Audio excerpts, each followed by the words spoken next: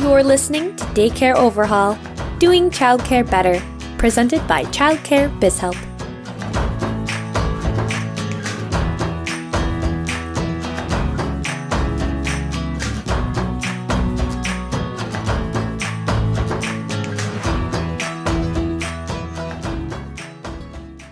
Hi everyone, welcome back to Daycare Overhaul, where we do childcare better. I'm Justina Patterson. I'm Caroline Jens. You had a really funny smile on your face just then. I know, because we're going to be talking about a really cool topic. But first, we need to talk about these super sparkly cups that we have here. My cover's on wrong, but... I love my mug, or cup. What do you call this? This is like a big old thermos for those that aren't watching us. Like a gallon of water in here. I think it's like a 30 ouncer, 20 ouncer. But thank you to our friend Mandy. Bottled up in stuff. For making us these beautiful sparkly cups. Yeah, they're pretty amazing. I think water just tastes better drinking from them. Well, because a friend made them out of love. Right. And she wanted to be there with us during our podcast experiences. It's like she's here. She is. Mandy, you're here right now. No, we appreciate her and love what she does, bottled up and stuff. So you want to kick us off today, because this is like your alley. Your topic. My alley? This is your topic. This is like your backpack, how you roll. I don't know, however you want to say it. I thought you were going to say I was like Dora the Explorer and I had a backpack. Well, maybe. I do like a backpack. I do too. But it has to have lots of pockets and places to put things. It can't just be like a big open free-for-all. You know what's really funny is every time that our video producer comes to record these podcasts, Maddie, she comes like a bag lady. She's got like 50 bags.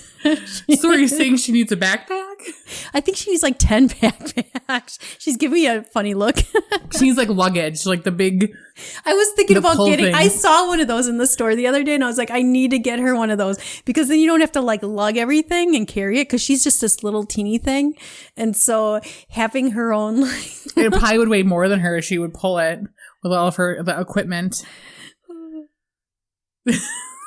I didn't know if you were going to keep talking about that. No, that was all. That really tapered off very quickly. You're like, I know. I keep looking like, what's next? Well, today we're gonna go back to the beginning. We're gonna. You mean Genesis 1:1? No. No. We're gonna the beginning. We're gonna talk. We're gonna go back to basics. All right, back to the basics. As we're recording this right now in real time, there's a lot that's happening in the world. We're going through a health epidemic, and it's a public state of emergency. Is that what they're calling it? Mm-hmm. And so in times like these, and really all the time, it's important to remember your basics and what you always need to be doing all the time in your centers. Aside from taking care of your children and that sort of thing. That goes without saying, but... Right. It's times like this where we can kind of reflect on the things that we should always be doing. Right. That sometimes in just like the craziness of our lives and how our business is going, we forget those basics. Right.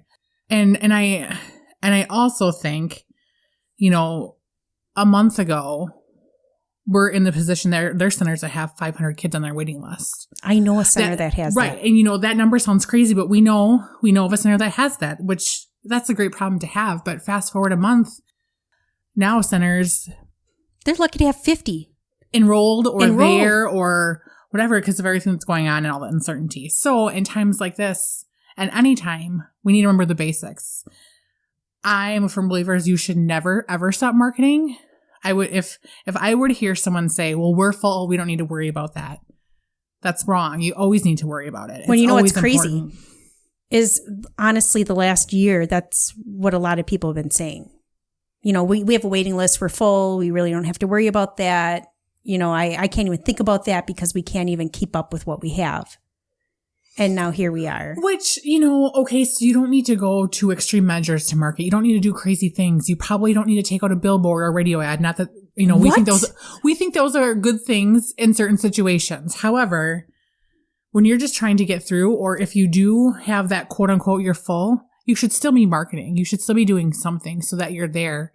And so we're going to be talking about 4 different areas that you should always be focusing on that we consider the basics in what you should be doing for marketing. Right. So today's just very simple the basics, square one. Well, and I think we've talked previously or in upcoming, depending upon when things get published, sorry, this is not live. Shocker. But, we talk about like what extra can you do? What more can you do? And sometimes like you need to do that. You need to do something extra special, but you should always be doing the basics. So I think that's where we're going to get started. All right, let's do it. So the first thing is you need to remember is your foundation.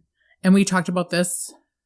Episode number 1 of Daycare Overhaul was essentially we set our foundation for the podcast, but centers should be setting their foundation always. You should always know what are your core values, what is your vision, what is your mission. Are you upholding those? Are you maintaining those? Are you talking about them? Well, and what makes you different, and what's really crazy is that there's been a number of times that I've asked childcare centers, like, what differentiates them from their competition? And they don't really have an answer.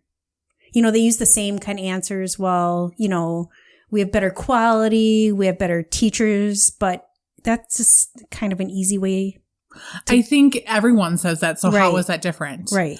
Whether or not, it very well may be true. Mm-hmm. But I think that you have to get a little bit creative when you talk about your differentiators, because you might not realize that this little tiny thing you do, maybe you bring in a person that plays guitar once a week. Maybe that's your differentiator. Right. Is you really believe in music and the arts. Right. And you might just be like, no, that's just what we do. Well, no, that's what differentiates you from the center down the street. I know a center that, really differentiates themselves by every morning they greet the families when they come in. Mm-hmm. And I know you think that you greet the families, right?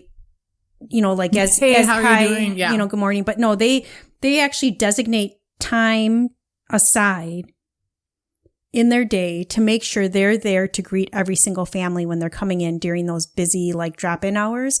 And so it's actually, the parents actually feel it when they're not there, when they're not being greeted in the morning. And I've watched this in action where these kids go up and they hug hug them as they come in the door.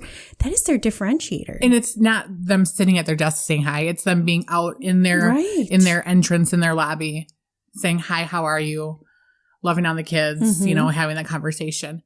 That's a differentiator. Right. And as we're going through this time right now in our world, are there new differentiators that are coming out that you're turning into? You might be becoming a stronger, better, more innovative childcare center because of what we're going through. And so what your core values were before this epidemic and what your core values are going to be after may not be the same. And I think it's okay to realize, like, it's okay if they change. Now, I wouldn't recommend changing them like once a year. That might be too much. I mean, you think? Could you imagine if you had to change all your materials? Well, and because we're very big firm believers in displaying those core values and having them put in materials, and we're going to talk about that. So, like, just the financial ramifications of changing them all the time, it's not feasible. But if number one, again, we talked about this in podcasts, numero uno, if you don't have core values, you should have them. Or, if it's been 10 years since you visited them, is it time to update them or change the language? Maybe the core value still holds true, but you want to change how you display it. I think for a period of time, we're like, okay, let's have words. Now we're finding phrases are more impactful with description. So it's not just, we believe in safety and teaching. Great. You all should. But what does that mean for you? Yeah, I think that's a really good point, because for a long time it was one word for, if you had 4 core values, it was like one word per core value. Mm-hmm. And now we're finding like you have these defining phrases for each one. So it might just be doing that. And I think you brought this up too, which I really appreciate, is that, do you believe in who you are? Mm-hmm. Does your staff believe in that is really who you are? Do they even know? I mean, is this something that you're just saying this is who we are and no one really believes it? Right. So, when we talk about marketing and going back to basics, you're not just marketing to families, you're marketing to teachers. And I think that there's a level of marketing to your current families or your current staff. Like, I know that kind of sounds weird, but you should still be engaging them. And it's a sense of marketing to them. and making sure, do they know what your core values are? Did you recently change them? Did you tell your families about it? Have you told your teachers? Did they have input in your vision or your mission so that they get that buy-in? And when they get that buy-in, they want to live that as opposed to just being told something. Like give them a little bit of ownership over it. Right. So that is a really good, getting back to the basics, really knowing who you are. I think that's a really great start. And that's simple. It doesn't really cost you anything except for time to just, sit and really think about it. And then making sure you're just talking about it. So number 2 is, what is the image that you're displaying, whether that be in your marketing, in your facility, online, that sort of thing. So are you consistent with posting online and on social media? Whether you're full or not, whether you're open or not, you should be posting all the time. All the time. Unless you're closed for business for good, then obviously don't keep posting because that's confusing. But that's, wouldn't it be weird if you found out a business was closed permanently and they were still posting on their Facebook? I think that would be crazy. I don't know that would happen, but I think Hey, did you know we're closed? Hey, today we're closed.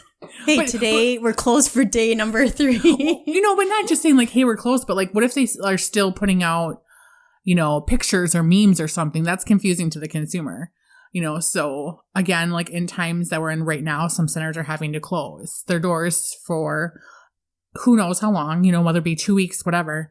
Still post on social media. You still want to be a presence in the lives of your consumers. Right. And so that kind of ties into, are you posting videos? What if you just posted a video once a week that said, hey, I don't know, whatever you would say. Hey, hope you're having a good week. Right. Using video is really important in posting online. We have to make sure that, what we're posting, are we posting enough? Are we posting information that's going to speak to both our target markets, our families and our teachers? Is that content relevant to them? Are you posting not just to get new enrollment or get new teachers, but are you posting information that brings value? Are you sharing resources? And I think you brought up a good point. So if a center's full right now, they might think I may not need to put an enrollment post out there, but you should. Because you never know. When we worked in the center, I would always tell parents, we don't have room now, but that doesn't mean it won't change tomorrow. Because it literally could change that quickly. You could have a family that, mom got relocated and we have to move to a new state, and there you lose 3 kids. Right. Or they don't know that you maybe take infants at your childcare center because you never post about infants. And so using that, making sure that your online presence is representative of everything that's going on in your center.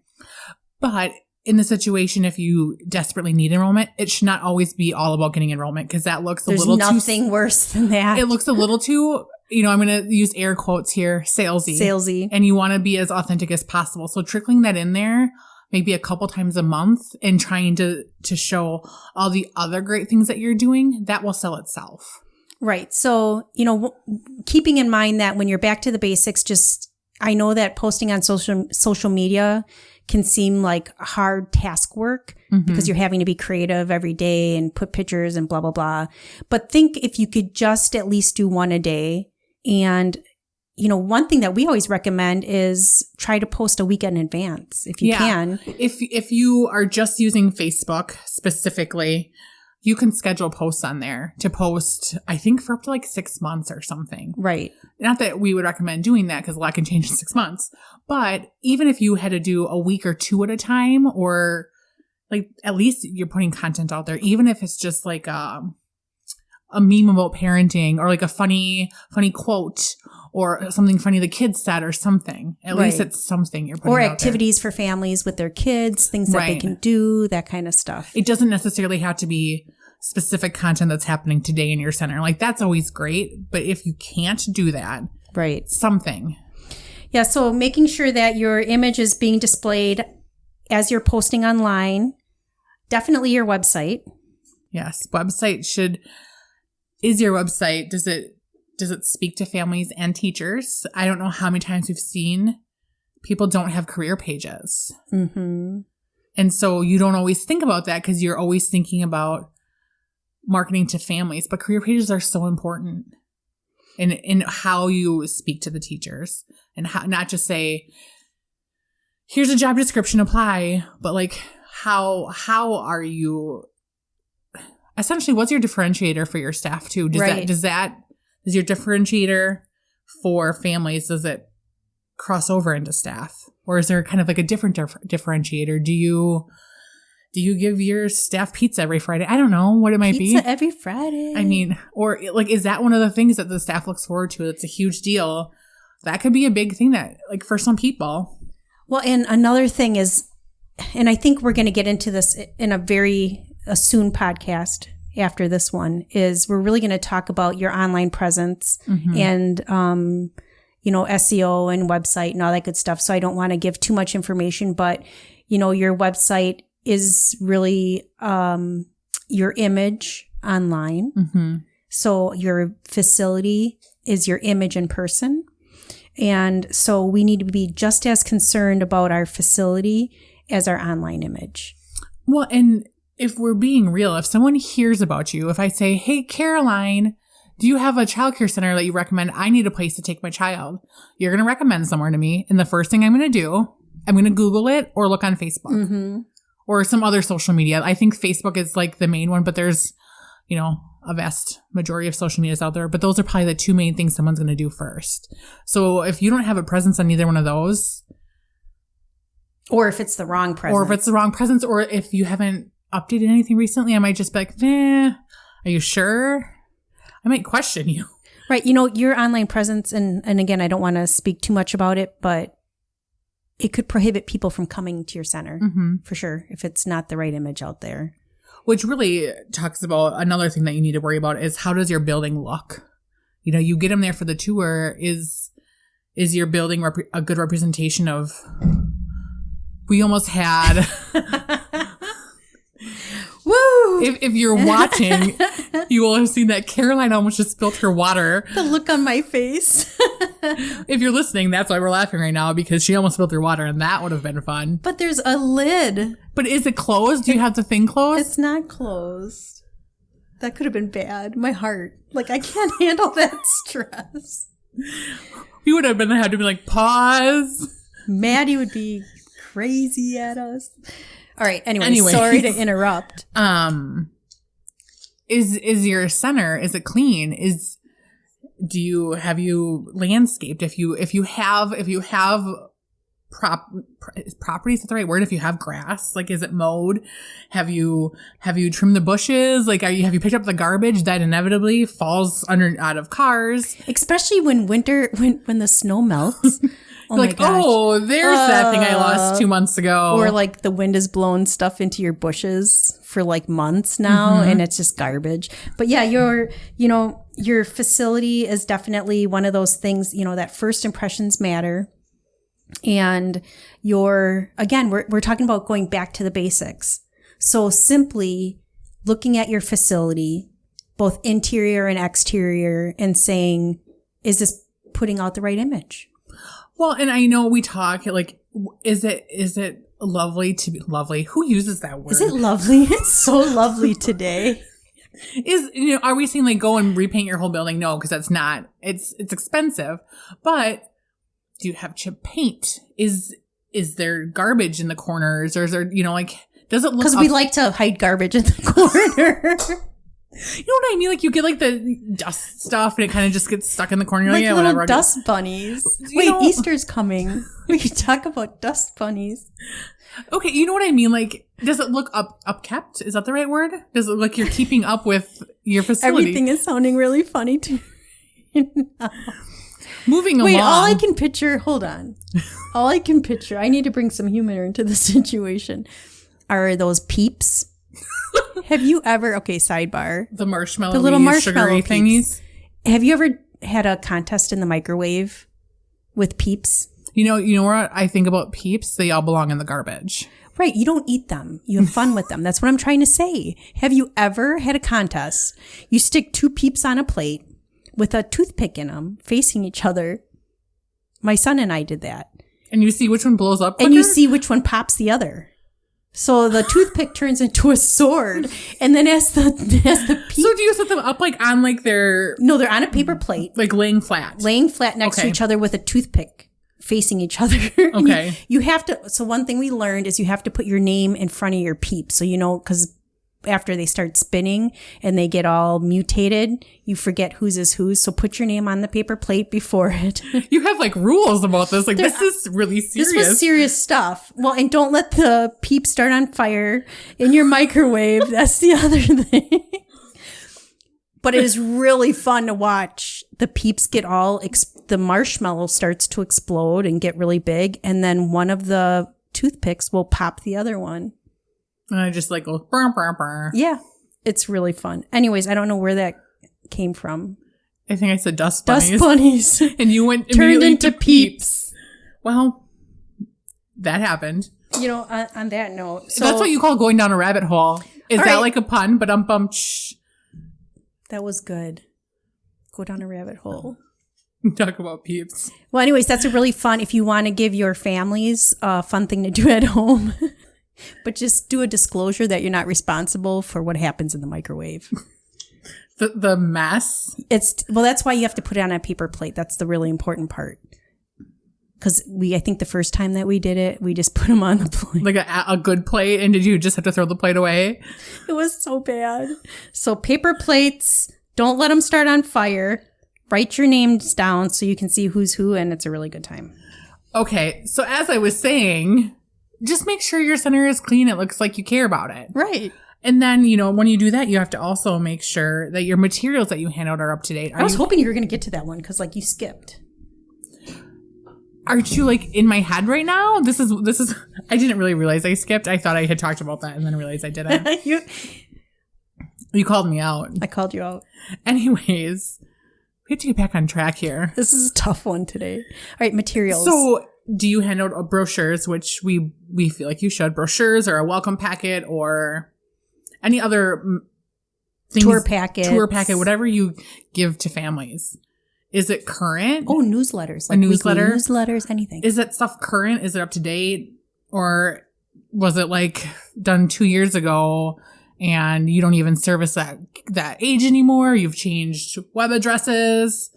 It doesn't match your website or how your facility looks. Your materials, everything needs to kind of flow and have that same brand, appearance. And so again, back to the basics. If you have had the same brochure that you've been copying in your copying machine over and over and over for years and years, it might be time to update. To redo it. Right. Well, and that's the thing is, redoing that kind of stuff, it's a little bit of an investment up front and it takes time. So when you need it is too late. You need to, again, back to basics. Let's just take inventory once a year. Are we good on brochures? Is information still current? Are we good on folders and all this other stuff? Or do we need to put in an order? Do you remember that day? We had 2,500 folders that we had to get rid of? I do remember the day that all of a sudden you just watched and in the door brought boxes and boxes and boxes of folders and we had them forever. So in our previous job, I was there for almost 10 years. I ordered them one time and it was literally probably 6 months before I left because we had so many. Yeah, so don't over order because if you change anything, and that was the problem is we had changed a little bit of our branding and we're well, we have to use these up because we don't want to waste them. But again, I would just order what you would need for a year, put it into your budget, a line item for marketing materials and, gauge what you think you'll need. Go with it. Yeah. So the next one's my favorite is people. Back to the basics. People. Making them raving fans. A raving fan is someone that's going to brag about you, that's going to be your cheerleader. They're going to be out there referring business.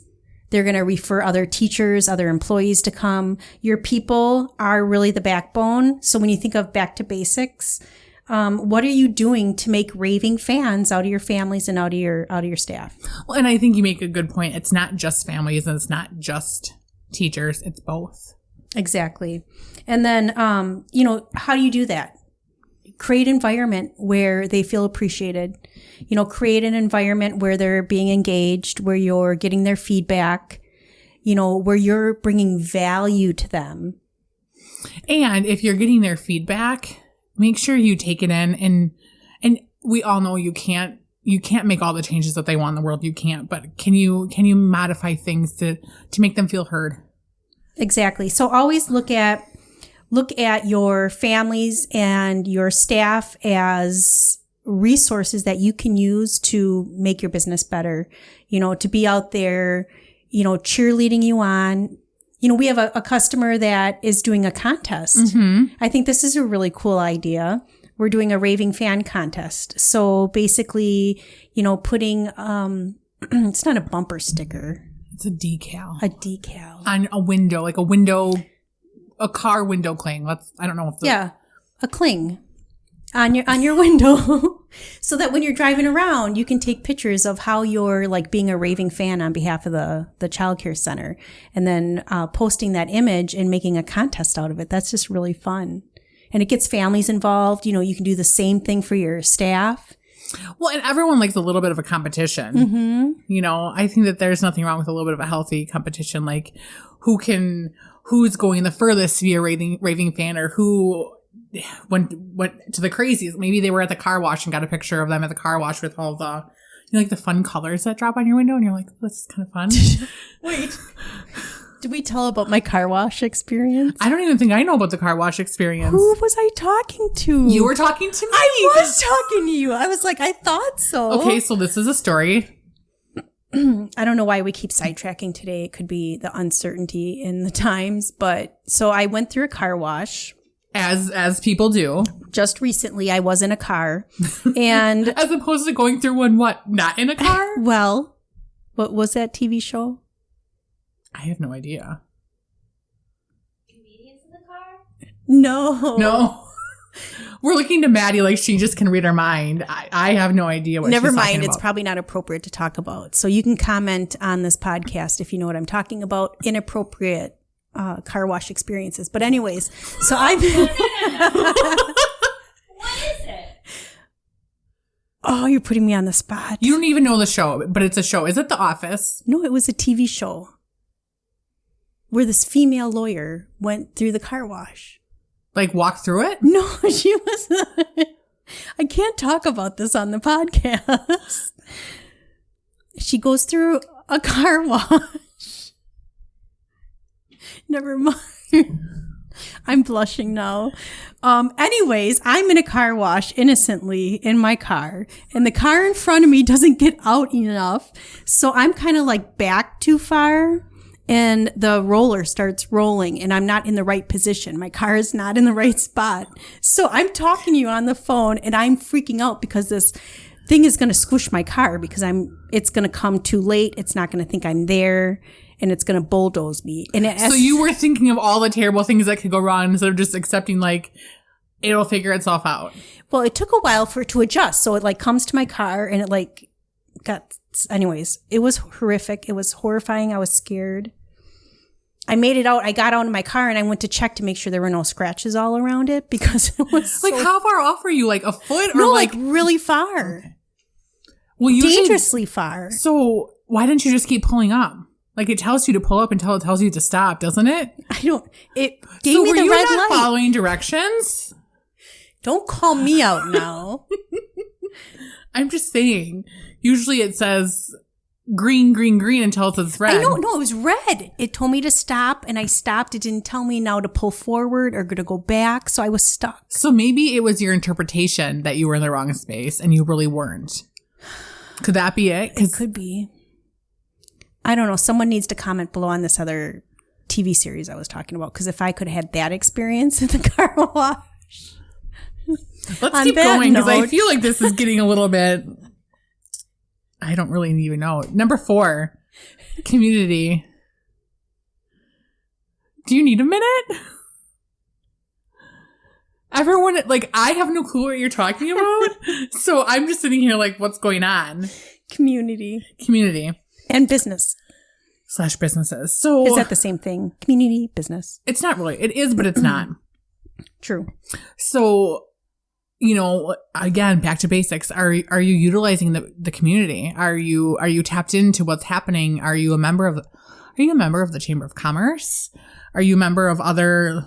I think most cities probably have those networking groups. I know we do around here. There's quite a bit. I would anticipate most. There's a lot of like economic development corporations where you can participate and really keep a pulse on, just the economic status of your specific community, including, even your state and the US and the world. But yeah, there's a lot of different organizations that you can partner with, just, be a part of, keep a pulse on, and let them know you're here. We're, especially during this time, the one thing that we have found is that childcare is essential. Mm-hmm. I forget the word they're calling it, a critical service. Essential. Yeah. It's essential care. Service. Yeah. And in Wisconsin, at least, they are considering childcare an essential service. I think they're considering that in a lot of the other states too. And so when you think about that, we should be out in our communities proud of the, service that we provide. And they're not going to necessarily know that we're there if we aren't active in our community. Right. I'm a firm believer, and it was one of my favorite things to do when I was at the center, is to get involved and do community events. They're so fun. They really are. You go and they do outdoor carnivals and... Not parades, though. Those are not fun. I'm sorry. Caroline is not a parade person. And I don't really have a stance on that because we never participated in one or I never took part in that. But just being in your community, I know a lot of communities do like a NAC night, a night against crime, and it's usually in August. Right. And, I think that's going to be a topic for a later time. We're going to do community outreach, but right. That get involved. There's tons and tons and tons of activities that are happening all the time. Winter, spring, summer, fall. I would venture to guess there's always something going on that you can get involved in, either directly or indirectly by giving a donation or something like that. Right. And even today when, we're not allowed to be more than 6 feet apart from each other. So there's not community gatherings per se, but how can you continue to be a resource to your community in times like this? And so just remembering that no matter what's going on in the world, there's always an impact that we could be making in our community.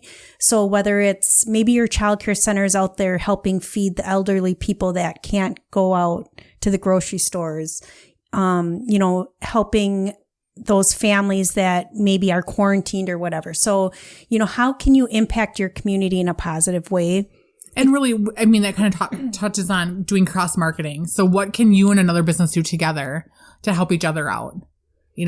Right. Especially now, when businesses are getting closed. Anytime, always, if there's a gym down the street, is there a way you can cross market with them? If there's a photographer or a sub place. Food, yay. But what can you do and how can you be that? Because ultimately you want to be seen as a resource in the community for anything child related. So someone could even just call and say, hey, that doesn't maybe even go to your center. Wouldn't it be great if you could help a family that just knows that they can call you and ask you to refer them somewhere because a great dentist or hair cutting place or pediatrician or where you can get financial resources, anything, right? That they know that they could just call you and or abuse services. Like no strings attached. They can just call you and say, hey, I need this help. Where can I go? And you can give that to them. Right. And they're not just going to know to do that. It's because you've made an impact in the community. You've put blogs out there. You've had trainings at your center. Mm-hmm. You're known in the community. Whatever that reason is they know you're there and they know what you stand for. Mm-hmm. And so, right. So back to the basics, really, it sounds like a lot of stuff, random stuff. It kind of does, but I think if you just keep it simple, you don't have stupid. Right. You don't have to go and be a resource for every business right now. Pick one or two and just build upon that. Start small and build up on it. And then it's just stuff that you continuously do. It just becomes part of your culture and part of who you are as a center. I do want to quote, Shalom is one of my dear friends, and he started Hopping In, which is a drop-in online service that you can use. It's an app and it's amazing. And we'll talk about that in the future. But he also runs childcare centers in Illinois, but he's done a webinar for us on marketing tips. And I just love this one statement that he says is, think about this when you're thinking going back to the basics of marketing in childcare. What can you do for the most exposure for the least effort? So you're getting the most exposure for the least amount of effort and the most exposure at the least cost. And then is it easy to keep consistent? So think about it in those sense. Like, what can you do for the most exposure, for the least effort and the least cost, and something that's going to be easy to keep consistent? Well, and I think it's important that you talk about that, because when you talk about going back to basics, if you don't do it consistently, then your efforts are not going to be... You're not going to see the fruits of your labor. Right. That's what I was trying to... Thank you for reading my mind. I knew that's what you were going to say. But, it's really easy for us to say that, but you have to just start small and just do a little bit at a time and just keep it consistent. And then it'll just be part of what you do. Right. And if you feel alone, if marketing is something that doesn't feel comfortable right now because you haven't done it in a while or you haven't felt the need to do it, there's a lot of resources. Start with us, Childcare Biz Help. And we have a ton of information for you, ways to help you out and, get the support of your community. And just, again, what can you do that's simple that's going to have the biggest impact? And we will link Shalom's. It's a webinar. It's a webinar. It was. So we'll link that in the description on our website, so people can watch that if they would like to. Sounds good. You want to wrap us up? I just thought about wrapping a present right now. Aww. So really, I don't know that we need to say anything else, but just keep it consistent and just remember the basics, and that will get you through hard times. Perfect. Or anytime. So I guess until next time, if you have any questions, email us at info@daycareoverhaul.com. Find us on social, comment on our YouTube, and we'll see you guys next time. All right. See y'all. Bye. Bye.